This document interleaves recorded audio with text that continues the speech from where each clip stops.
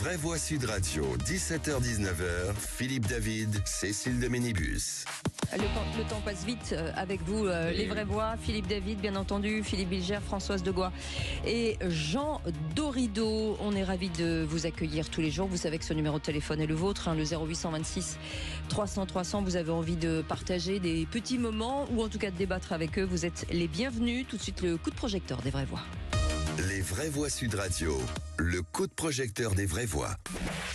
Moi, j'appelle ce matin à ce que nous puissions constituer un front populaire avec des gens qui se respectent, des gens qui sont prêts aussi à faire fonctionner la démocratie en leur sein. Moi, ce à quoi j'appelle ce matin, c'est au rassemblement, à l'unité et à la clarté. Ce rassemblement, il doit se faire sur un programme qui est un programme clair, parce que c'est à ces conditions-là que nous serons en mesure de proposer une véritable alternative. La crise de 29, elle a débouché sur le nazisme en Allemagne, mais elle a débouché sur le Front populaire en France. Il n'y a pas de fatalité, nous pouvons l'emporter. Et la dirigeante écologiste et l'ex-candidate NFP à Matignon ont publié donc cette tribune commune dans l'Ouest France plaidant pour une union des forces de gauche, une initiative qui intervient au lendemain de la main tendue de Jean-Luc Mélenchon. Récemment, François Hollande s'était montré assez sceptique, rejetant l'idée du gouvernement dirigé par Lucie Castet, mais également celle du ralliement derrière le leader de la France Insoumise. Alors parlons vrai, y a-t-il encore deux gauches irréconciliables pour citer Manuel Valls?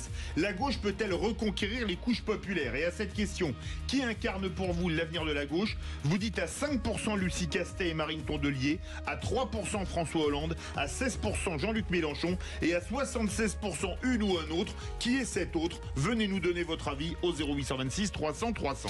Philippe Bilger, Marine Tondelier et Lucie Castet qui ont insisté sur la nécessité de mettre de côté leurs égos pour une majorité parlementaire et remporter la présidentielle. Est-ce qu'on peut y croire? Mais quand j'ai lu cet appel hier, et ça n'est pas parce que ce sont deux femmes que j'ai trouvé ça un peu ridicule. Marine Tondelier, elle a eu son heure de gloire il y a quelques mois. On la poussait médiatiquement et politiquement de manière parfaitement abusive. Quant à Lucie Castet, on sait tous à quel point elle s'est autopromue en espérant devenir Premier ministre alors qu'elle n'en aurait pas eu la capacité. Moi, je trouve qu'on est très dur une nouvelle fois avec François Hollande parce que je compte beaucoup sur lui, n'étant pas de gauche, entendons-nous, pour faire surgir de manière cohérente et structurée une famille véritablement social-démocrate, et il peut représenter un espoir sur ce plan-là. Françoise Degois. Non, pas du tout. Le temps de François Hollande est passé. Ça me chagrinerait presque parce que c'est quand même vraiment, ça a été mon président et j'ai travaillé pour lui, avec lui. Mais je crois que c'est pas du tout ça le sujet. On peut pas commencer des négociations comme Jean-Luc Mélenchon en disant il faut une candidature unique derrière moi, parce que c'est quand même ça le sujet. Allez, on est tous unis derrière moi. Je pense que la proposition d'Olivier Faure est plus intelligente, c'est-à-dire on fait des primaires très larges et pourquoi pas également avec comme on a toujours fait des primaires. Je vous rappelle quand même que c'est des grands succès en fait des primaires. Ça promet. Écoutez, François Hollande, il est porté par la primaire. Non, j'entends Jean. François Hollande, il est porté par la primaire et il gagne. C'est très puissant en fait la primaire. Donc moi, je pense qu'il faut vraiment une primaire, absolument, de toute la gauche. À droite, ça marche jamais. Non, ça marche pas. Mais ça a très bien marché pour Fillon. Qu'est-ce que vous racontez? C'est parce qu'il y a l'histoire des costumes, et ça a super bien marché pour Fillon. Ça a été un triomphe. Pour Monsieur Hollande, il y a eu le Sofitel aussi. C'est important de le rappeler. Mais la primaire vraiment de François Hollande. Mais pourquoi sérieusement, Jean, est-ce que vous pourriez ne pas dire, si vous voulez, des choses qui n'existent pas? Le Sofitel, ça n'existe pas. Je vous parle du nombre de participants. 2011, c'est un triomphe de participation. Ça n'a rien à voir avec le Sofitel de DSK. Donc, ça veut dire que quand vous... C'est un peu grâce à ça que François Hollande est devenu président. Ça, c'est autre chose. Je vous parle du triomphe, du goût que les Français ont pour ces primaires-là. Ça a été des participations extraordinaires. Donc moi, je pense que c'est ce qu'il faut faire. Une primaire de toute la gauche et on dégage un candidat et si possible, pas Jean-Luc Mélenchon. Voilà. Alors, les primaires, c'est une machine à perdre. À droite. Attends, je rebondis. Vous avez dit on dégage quelqu'un et pas Jean-Luc Mélenchon. C'est pas ce que vous voulez dire. On dégage un candidat. On dégage un candidat et j'espère que ce ne sera pas Jean-Luc Mélenchon. Les primaires, en France, les primaires, c'est une machine à perdre. À droite comme à gauche. Regardez Ségolène Royal qui gagne triomphalement les primaires pour l'élection de 2012, qui s'est fait dézinguer par les espèces de vieux chiens. 2007, qui s'est fait dézinguer par ses copains du PS qui sont tellement misogynes qu'ils n'en peuvent plus, qu'ils lui ont mis des pots de banane tant qu'ils pouvaient pour qu'elle se casse les dents. Elle l'avait remporté. Elle avait remporté une primaire de parti. Et qu'ils n'ont pas supporté. Elle s'est fait dézinguer par ses copains socialistes. Et puis c'est un fait que Sarkozy avait fait une excellente campagne. Donc ça plus ça marche pas. À droite, c'est la même chose. Ça ne fonctionne pas. Les Américains, ils ont le culture. Les Américains, ils ont la culture de la primaire. Ils ont ces deux grands partis, les Républicains, les démocrates, et c'est vraiment quelque chose. C'est dans leur génome d'Américains de vivre ce temps très très fort pour eux. En France, on n'a pas cette culture-là. Nous avons, même à gauche, la culture de la personne providentielle qui sort du lot. À droite, c'est une tradition, et à gauche, même si bien sûr la gauche, c'est censé au contraire être le résultat de l'union, justement, sans tête qui dépasse. Malgré tout, il y a à gauche, on le voit bien avec les Mitterrand et avec tous ceux qui lui ont succédé, il y a cette culture aussi, parce que c'est très français, la France elle est bonapartiste malgré tout, depuis toujours, et il y a cette culture, même à gauche, du personnage providentiel qui sort du lot, et ça passe pas par la primaire. La France est bonapartiste le 2 décembre, entre 1845 et 1851. Juste quelque chose un bémol. D'abord, Ségolène Royal n'a jamais gagné de primaire populaire et citoyenne, puisqu'il n'y en avait pas à son époque. Elle a gagné. Elle était fermée au Parti socialiste. Donc ça n'a rien à voir. Justement, elle s'est fait des ennemis à l'intérieur du Parti socialiste. Elle n'est pas du tout portée par 500 000, 600 000, 1 million d'électeurs. Et comment vous pouvez affirmer que les primaires ne fonctionnent pas? Elles ont parfaitement fonctionné pour François Fillon. Je parlais de fermer tout à l'heure. Je parlais pas d'ouvert. Les primaires ouvertes ont parfaitement fonctionné pour François Hollande et parfaitement fonctionné pour François Fillon. Donc comment vous...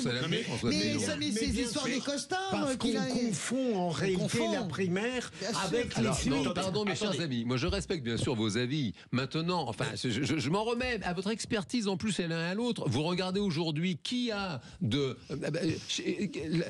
quelle est la parole qui porte aujourd'hui à droite entre François Fillon et Nicolas Sarkozy par exemple. Excusez-moi, enfin François Fillon il est complètement à l'ouest. Sarkozy c'est pareil, plus personne l'écoute complètement des affaires politiques. Alors que Nicolas Sarkozy il a encore une parole qui porte parce qu'il reste aujourd'hui encore le personnage le plus populaire à droite, et ça toutes les primaires du monde n'y feront rien. Voilà, c'est un fait, c'est comme ça. Quel rapport est la choucroute? Il n'y en a pas. Le rapport avec Sarkozy a perdu la primaire contre Fillon, Fillon l'a gagné, et qu'en fait ça change rien. Si François Fillon avait gagné la présidentielle, on parlerait même plus de Nicolas. Mais non, mais par ailleurs, Nicolas Sarkozy est complètement démonétisé. Il faut arrêter cette obsession de Nicolas Sarkozy. Sarkozy, il vend des bouquins, et ça c'est bien. Le débat, c'est sur la gauche, pas sur Sarkozy et sur Fillon. Donc sur la gauche, vous faites qui pourrait être la personne qui rassemble la gauche? Écoutez, je vais prendre la primaire avec Fillon. Fillon, il est au fond du trou. Fillon n'existe pas quand commencent les opérations de primaire à droite. Il n'existe plus. C'est un petit peu, mais il est complètement démonétisé, François Fillon.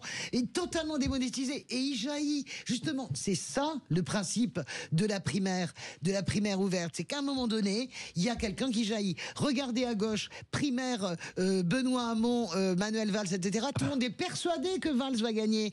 Mais la réalité... Et Benoît Hamon fait un score absolument déplorable. Je suis absolument d'accord avec vous. C'est bien que ça marche pas. Mais vous pouvez pas dire, je vous donne 2 exemples où ça marche, je vous donne un contre-exemple parce que je suis parfaitement honnête en fait. On a des exemples de primaires qui ont échoué. Mais bien Valérie Pécresse, c'est une catastrophe. Valérie Pécresse, merci de votre aide. Non mais ça marche pas les primaires. La question, excusez-moi, qui pourrait rassembler derrière lui ou elle à gauche? En tout cas, moi je pose la question. Excusez-moi, ça ne peut pas être Hollande, ça ne peut pas être. Vous y croyez? Mais non, mais en aucun cas. Mais vous rigolez. Mais en aucun cas. Hollande, j'y crois profondément. Mais écoutez, moi je suis la plus hollandaise autour de cette table. Franchement, je l'ai défendu même quand il était indéfendable. Sérieusement, comment vous pouvez imaginer une minute que François Hollande va refaire le chemin avec tout ce qui a été fait? Vous ne mesurez pas la rancune, la rancœur de la gauche. Mais je n'en sais rien.